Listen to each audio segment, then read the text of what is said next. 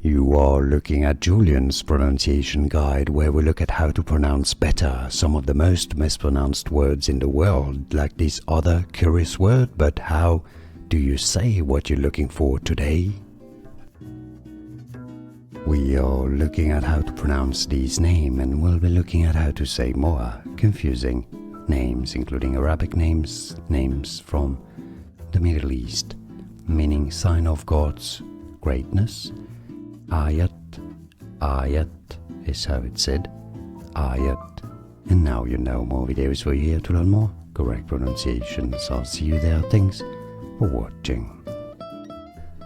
Here are more videos on how to pronounce more confusing words and names too many mispronounced. Like this video if you found it useful. I appreciate your support. I'll see you soon and thanks for watching.